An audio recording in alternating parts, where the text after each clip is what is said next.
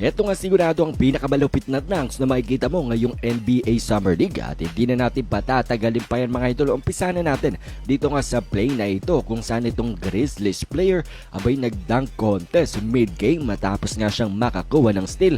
Abay tingnan nyo naman ang windmill dunk mga idol. And then sa ating next play naman, ito nga ang Chicago Bulls rookie na nagngangalang Matt Buzelis. Abay grabe, may galit yata sa rim at grabing one hand. Talagang punch dunk ang ginawa. Pinanood na nga lang siya ng mga Hawks player.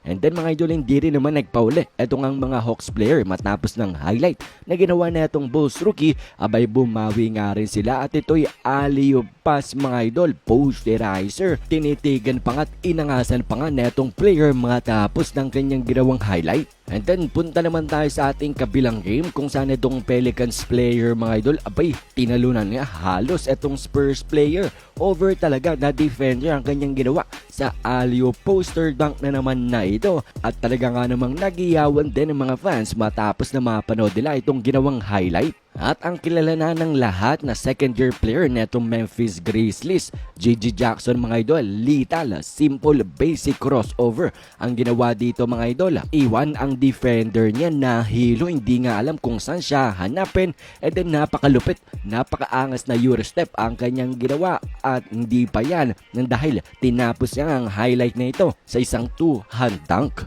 At isama na nga rin natin itong napakalupit na highlight na ginawa nga na itong Knicks player.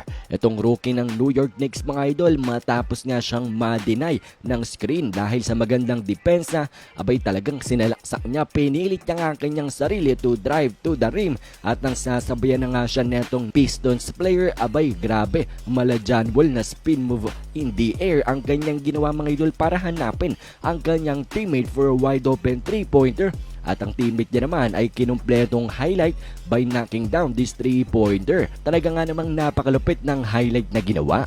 And then punta na nga tayo sa pinakamalupit, pinakamaangas na dunk ngayong Summer League nang galing nga sa Heat player Alondes Williams mga idol.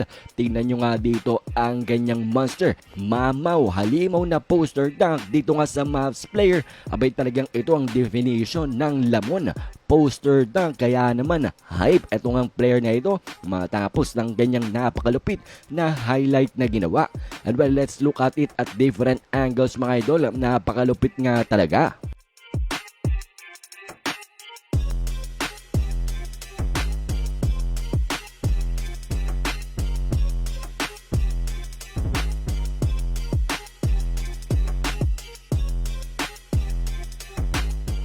Anyways mga idol, kayo ba? Ano bang pinaka-favorite at pinaka-naangasan kayo na play ngayon dito nga sa ating napanood?